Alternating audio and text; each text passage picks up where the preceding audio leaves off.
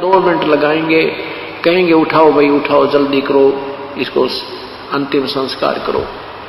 बांध पिंजड़ी आगत कुल परिवार तेरा सकल कबीला मसलत एक ठराही, एक ही सलाह मशोरा किया उन्होंने, सबकी एक राय होगी कि उठाओ उठाओ उठाओ। और बांध पिंजड़ी आगत धर दिया, फिर मरघट में ले जाई, अग्नि लगा दिया जद लंबा फूक दिया उस ठाई। अब शरीर तो फूक दिया, अंतिम संस्कार कर दिया। अब क्या होता है, ये नादान साधना बताने वाले ये नीम हकीम गुरुओं ने कैसा जुल्म कर रखा है। कहते हैं वेद बांध फिर वो पंडित आए, पीछे गरुड़ पढ़ाई, ये गरुड़ पुराण लेकर के, और गुरुजी आते हैं, वो कहते हैं भाई 7 दिन गरुड़ पुराण की कथा करनी पड़ेगी तुम्हारे घर पे। परमात्मा कहते हैं कि देखो गरुड़ पुराण अब पाठ करने से कोई लाभ नहीं है। ये गरुड़ पुराण का पाठ उसको पहले सुनाना था जब वो जीवित था, क्योंकि सदग्रंथों में विवरण होता है कि जो व्यक्ति साधना नहीं करते उनके साथ भयंकर यातनाएं, उनको बहुत भयंकर यातनाएं होती हैं, प्रेत बनता है उसके साथ, ऐसे होते हैं। कोई ऐसी क्रिया करता है, कोई ऐसा जुल्म करता है, कोई ऐसा पाप करता है उसका हाथ कटता है, कोई ऐसा पाप करता उसकी ऐसे पुत्र की मृत्यु होती है, कोई ऐसा करता उसकी आंखें फूट जाती हैं। तो परमात्मा कहते हैं वो ज्ञान उस मरने वाले को पहले सुनाना था, ताकि बुराइयों से बच जाता और शुभ कर्म करके अपना जीवन सफल कर जाता। अब वो गधा बनने को तैयार है और पीछे उसकी गरुड़ पुराण की कथा गुरुदेव करने को तैयार है। इस तरह की ड्रामेबाजी ने, इस तरह के नीम हकीमों ने ये भक्ति का विनाश कर डाला और मनुष्य जीवन को इन्होंने बर्बाद करवा दिया।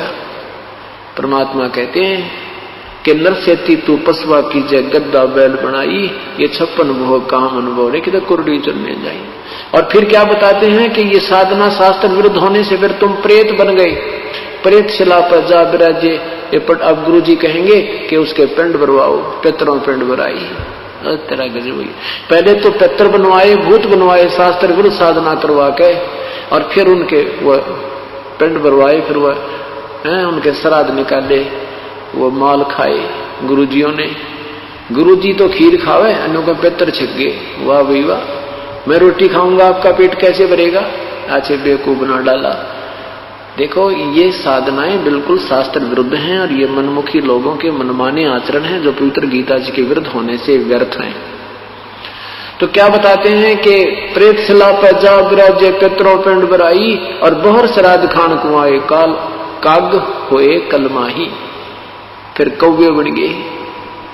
क्या कहते हैं श्राद्ध, अब श्राद्धों के दिन चल रहे हैं, कति उन नादानों के पूरे जो ना मौज माचरी है बहका रखा जिन्होंने, एक दिन में 3 जगह भोजन खा के आते हैं पंडित वो गुरुजी। तो क्या बताते हैं कि जब पहले तो भूत बनाया, पितर बना, फिर कहते हैं पिंड भरवा दिए तो वो मुक्त हो गया।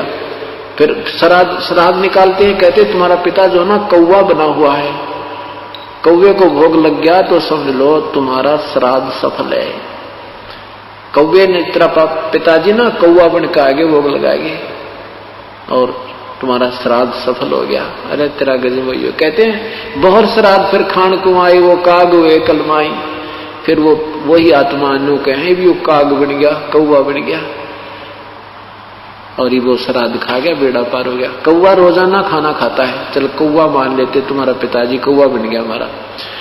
अब वो कौवा रोजाना आहार करता है, एक दिन के पेट खाना खाने से कौवे का 364 दिन पेट नहीं भर जाता।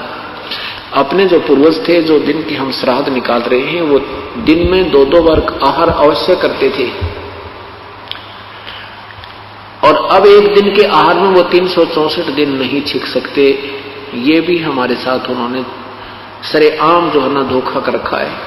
तो अब ये भगत समाज सियाना होगा, तत्व ज्ञान से परिचित होगा, तो इन नादान संतों से पीछा छूटेगा और ये जीवन बहुत आसानी से सफल हो जाएगा। इसमें कोई साधना कठिन नहीं है, सीधा सा एक मंत्र जाप करना है, या मजदूरी करनी है, या नाम की कमाई करनी है।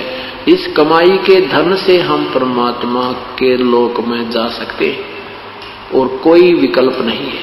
अन्य जो साधनाएं हठयोग करना, ये सिद्धि से दिया जाना, ये तो यही की प्रभुता है। इससे जीव कल्याण नहीं है, आत्म कल्याण नहीं है, मोक्ष मार्ग नहीं है। अब क्या बताते हैं आदरणीय पूज्य कबीर परमेश्वर कहते हैं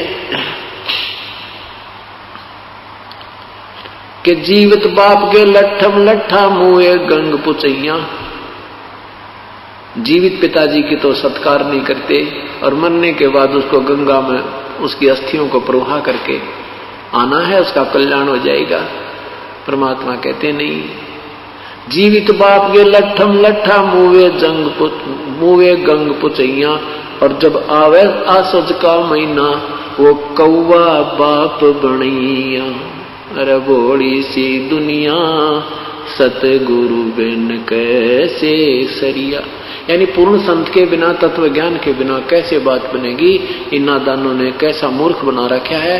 पहले तो अंतिम संस्कार के समय कहते हैं इसकी अस्थियों को गंगा में डाल कर आओ, फिर कहते हैं श्राद्ध निकालो, कौवा बन गया। वो गति वहां भी गति की थी, फिर पिंड भरा दिए, वो भी गति होगी, और फिर कहेंगे वो कौवा बन गया, श्राद्ध निकालो। परमात्मा कहते हैं भूत जुनी जा छूटे हैं ये पिंड दान करते। गरीबदास जिंदा कहे भाई नहीं मिले भगवंत। इन क्रियाओं के करने से जो पिंडदान तुम करते, इससे उसकी भूत जुनी तो छूट जाएगी। फिर वो गधा बन गया, बता के गति करवाई पिंडदान करवा के तुमने। वो तो अब जीवित गति हुए। अब गति करनी हमने अपने आप करवा के जानी है। अपना यहीं पर भक्ति साधना कर लो, यही आपके श्राद्ध निकलन लग रहे। 7 दिन श्राद्ध होंगे यहाँ पे। जो आत्मा यहाँ आगी उसका कल्याण हो जाएगा और तत्व ज्ञान होगा, मोक्ष मार्ग प्राप्त होगा। यहाँ उसकी भक्ति साधना मिलेगी, उसको कमाई बनेगी। कई प्रकार से कमाई होती है साधना से, जैसे संत के दर्शन से भी पुण्य होते हैं। सत्संग की तरफ चलते हैं, एक कदम का भी बहुत पुण्य है। यहाँ करिए अमर कथा सुनते हैं, इसका भी पुण्य होता है। फिर यहाँ सेवा करते हैं, कोई दान करते हैं, ये सब पुण्य हमने संग्रह करके और यहाँ से सतलोक जाने की तैयारी करनी है। यही हमारा मूल उद्देश्य है सत्संग में आने का। फिर क्या बताते हैं, स्वरत जय सतगुरु की संगत करते तेरे सकल कर्म कट जाई। यदि तुम पूर्ण संत की शरण में आ जाते, ना श्राद्ध निकालने थे, ना अस्थि उठानी थी, ना अस्थि उठाने की आवश्यकता पड़ती, ना उसको गंगा पहुंचाने की आवश्यकता पड़ती, न ही श्राद्ध निकालने की आवश्यकता थी, ना फिर पिंड बनवाना, ना वो भूत बने, ना पितर बनना था, ना पशु बनने। जय सतगुरु सदगुरु पुण्यात्मा, अभी तुम बालक हो, बुद्धि विवेक से जब विचार करोगे इस पृथ्वी पर आपको कोई संत नजर नहीं आएगा। अभी तक कोई सदगुरु नहीं था, या तो परमात्मा स्वयं आए थे, या फिर उन महापुरुषों को जिनको साक्षात्कार परमेश्वर ने अपना कराया था, उनको छोड़ करके अभी कोई सदगुरु नहीं थे, यानी सत्ज्ञान कराने वाले नहीं थे। अब इस तत्व ज्ञान से आप तुलना करोगे उन महापुरुषों के विचारों की, तो अपने आप पता लग जाएगा वो संत नहीं है। तो यहां क्या कहते हैं, जय सतगुरु की संगत करते तेरे सकल कर्म कट जाई। सकल कर्म, ना भूत बनना था, ना पिंड बनवाने थे, ना गधा बनना था, ना कुत्ता बनना, ना 84 में जाना था। अमरपुरी पर आसन होते जहां धूप न छाई। अमरपुरी सतलोक में आसन, यानी वहां तेरा स्थायी स्थान मिल जाता, जहां पर कोई कष्ट नहीं है, ना धूप ना छाई, यानी कोई दुख नहीं है। सुरत नृत मन पवन पियाना, शब्द शब्द समाई। गरीबदास गलतान महल में मिले कबीर गुसाई। मुझे तो गरीब कबीर परमात्मा मिल गए और ये तत्व ज्ञान मुझे दे दिया, मैं तो मस्त हो गया गलतान महल में। हमने तो कोई संशय रहा नहीं, हम सतलोक जाएंगे, क्योंकि हम उन्हीं पद चिन्हों पर चल रहे हैं, उसी रास्ते चल रहे हैं जो हमारे पूर्ण परमात्मा ने आकर हमें दर्शाया है।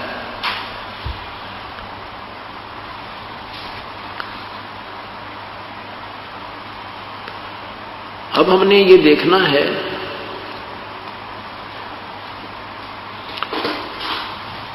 सत्संग में आने से पुण्यात्मा को ये तो ज्ञान होगा कि प्रभु की भक्ति के बिना ये मनुष्य जीवन व्यर्थ है।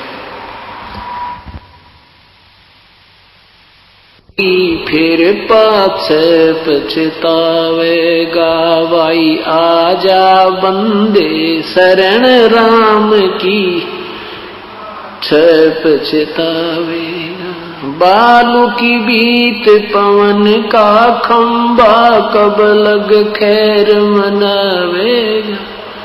बालू की बीत पवन का खंबा, कब लग खैर मनावेगा। आजम तेरे घट न घेर, तू राम कहन न पावेगा। आजम तेरे घट न घेर, तू राम कहन न पावेगा। भाई आजा बंदे फिर पाछे पछताए। काल बलि तेरे सिर पर बैठा, भुजा पकड़ ले जावेगा। काल बलि तेरे सिर पर बैठा, भुजा पकड़ ले जावेगा। मात पिता तेरा कुटुंब कबीला, सारा खड़ा लखावेगा। मात पिता तेरा कुटुंब कबीला, सारा खड़ा लखावेगा। भाई आजा बंदे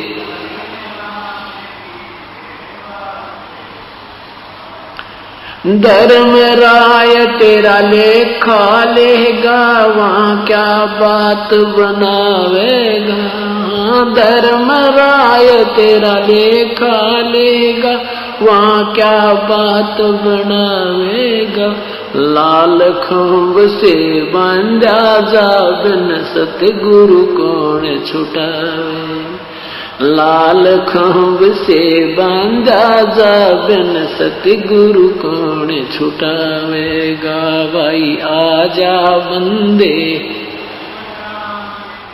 फिर पाछ पछतावे। दिया लिया तेरे संग चलेगा, दराढ़ क्या रह जावेगा। दिया लिया तेरे संग चलेगा, दराढ़ क्या रह जावे। कहे कबीर सुनो भाई, साधो करनी के फल पावेगा। हाँ कहे कबीर सुनो भाई, साधो करनी के फल पावे।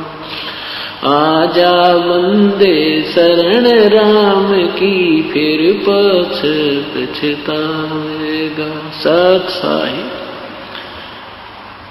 आजा बंदे शरण राम की, फिर पीछे पछतावेगा। अब सबसे पहले हमने राम समझना है। राम किसे कहते हैं, परमात्मा की परिभाषा क्या है।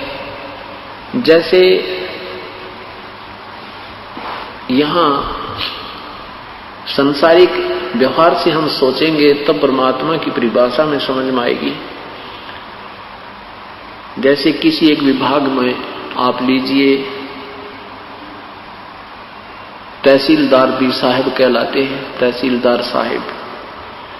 फिर एसडीएम साहब, डिप्टी कमिश्नर साहब, कमिश्नर साहब, मंत्री साहब, मुख्यमंत्री साहब, प्रधानमंत्री साहब और राष्ट्रपति साहब। ये सभी साहब कहलाते हैं। लेकिन इनकी शक्ति में, पावर में दिन रात का अंतर होता चला जाता है।